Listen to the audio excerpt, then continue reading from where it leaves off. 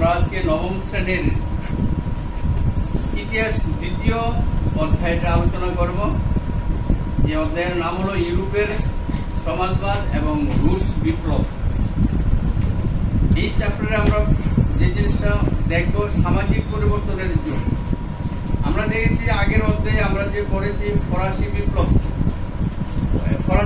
অর্থাৎ ফরাসি মানে ফ্রান্স, বিপ্লব মানে পরিবর্তন। আমরা আগের চ্যাপ্টারে অনেকটাই বুঝিয়েছি, তোমরা বুঝেছ। এখন আমরা রুশ বিপ্লবের দিকে এগিয়ে যাচ্ছি।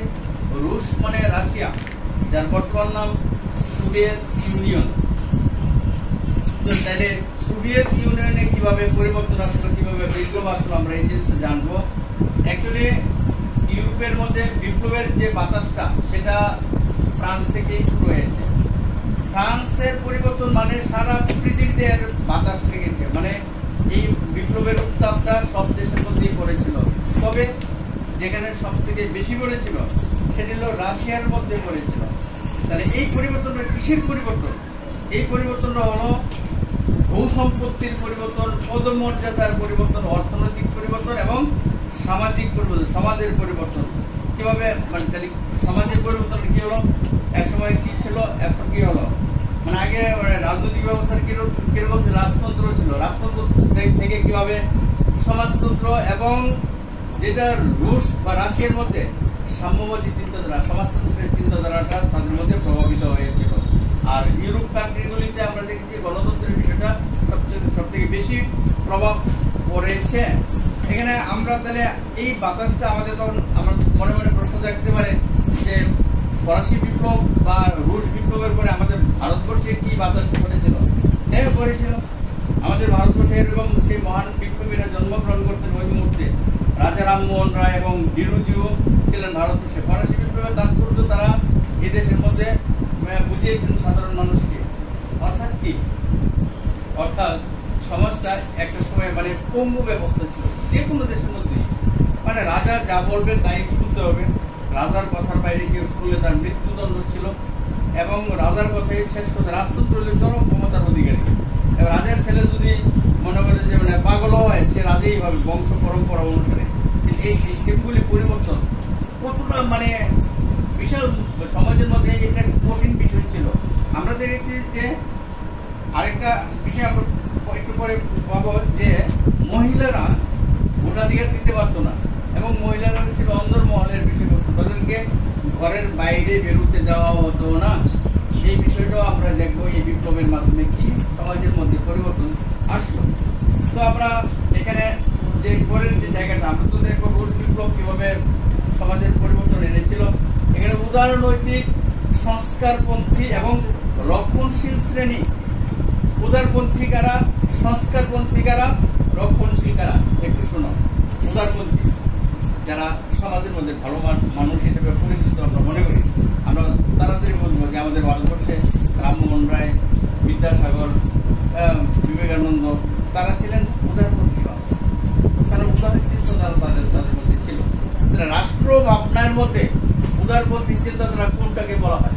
উদারপন্থী চিন্তাধারা রাষ্ট্র চিন্তার মধ্যে যেখানে সামাজিক সমতা থাকবে, যেখানে ভেদাভেদ থাকবে না, যেখানে সবাই সমান একই কাজের জন্য এবার পুরুষ হোক মহিলা হোক সমানভাবে বেতন পাবে, সমান কাজের জন্য সমান মর্যাদা পাবে, সেটা ছিল উদারপন্থী চিন্তাধারা। এই ভাবনাগুলি কে বলেছিল?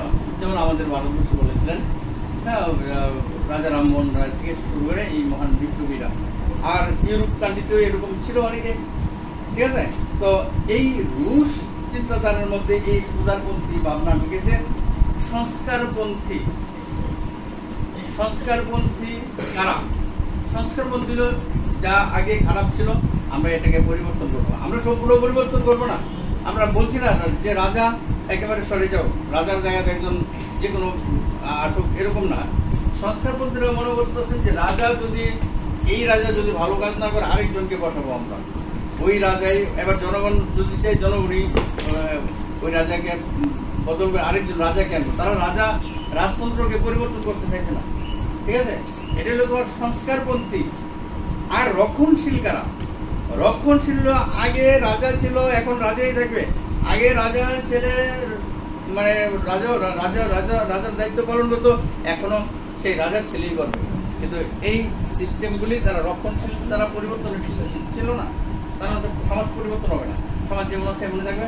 এটা পরিবর্তন করলে আরো অনেক ক্ষতি হবে, সমাজ আমরা পরিবর্তন করবো না, আমরা সমাজকে রক্ষা করবো। সমাজের কোনো পরিবর্তন, রাজা রাজাই শাসন করবে, এখানে কোনো কিছু পরিবর্তনের বিষয় নাই। তো কিন্তু তারপরও দেখা গেছে 19বিংশ শতাব্দীতে আমাদের রাশিয়ার মধ্যে বা সমগ্র পৃথিবীতে অনেকটা পরিবর্তন আছে। এই পরিবর্তনটা কিসের পরিবর্তন? এই পরিবর্তন শিল্প, সমাজ ও সামাজিক পরিবর্তন। এই যে দেখো এই পয়েন্টের মধ্যে দেখো, শিল্প, সমাজ ও সামাজিক পরিবর্তন।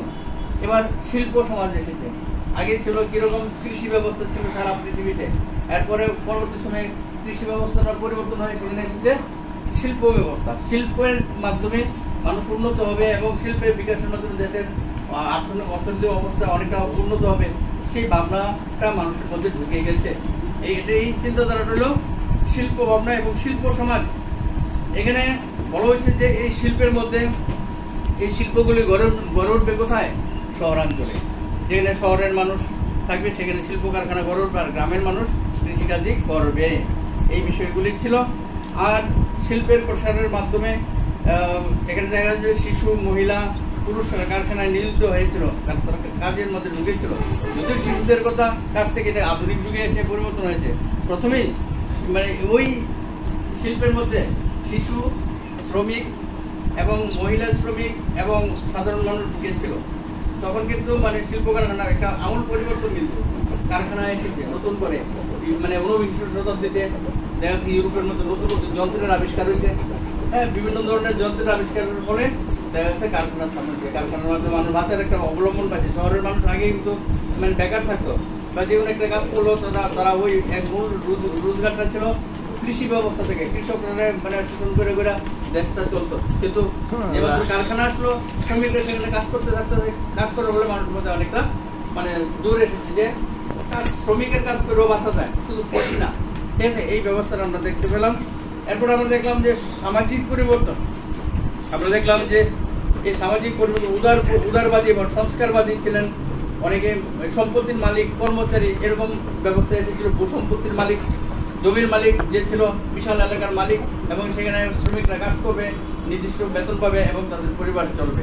এই ব্যবস্থাটা ছিল সামন্ততন্ত্র কথা বলা হয়, এটাও ইউরোপ কান্ট্রিতে ছিল। তো তারপরে আমরা দেখলাম যে এখানে বলা হয়েছে যে একটা পয়েন্ট আছে, দেখো নতুন একটা যে নতুন শব্দ, হ্যাঁ, সাফ্রেগেট আন্দোলন। সাফ্রেগেট আন্দোলন কোনটাকে বলা হয়? সাফ্রেগেট আন্দোলন বলতে বোঝায় যে মহিলারা ভোটাধিকারের জন্য যে আন্দোলন, মহিলারা যে ভোট দেওয়ার সিস্টেম, গণতন্ত্র আসলো পৃথিবীতে, কিন্তু গণতন্ত্রের মধ্যে মহিলারা ভোটাধিকার নাই। এবং দীর্ঘদিন পরে দেখা যাচ্ছে রাশিয়ার মধ্যে মহিলারা আন্দোলন শুরু করছে এবং এই আন্দোলনটা একদম জায়েজ ছিল। এটা মানে মানুষের প্রয়োজনীয়তার মধ্যে পড়েছিল। মহিলারা যে ভোট দিতে পারবে না, মহিলারা সমান কাজ করতে পারে, মহিলারা পরিবারের কাজ করে, মহিলারা পুরুষের মতো সমানভাবে যে কোনো কাজে অংশগ্রহণ করে, কিন্তু তারা কেন ভোট দিতে পারবে না? এই আন্দোলন হয়েছিল, এটাই বলা হয় সাফ্রেগেট আন্দোলন। ঠিক আছে, আমরা এতটুকু আজকে আলোচনা করলাম। আমরা পরবর্তী সময়ে বাকিটা আলোচনা করবো। সবাই ভালো থাকো।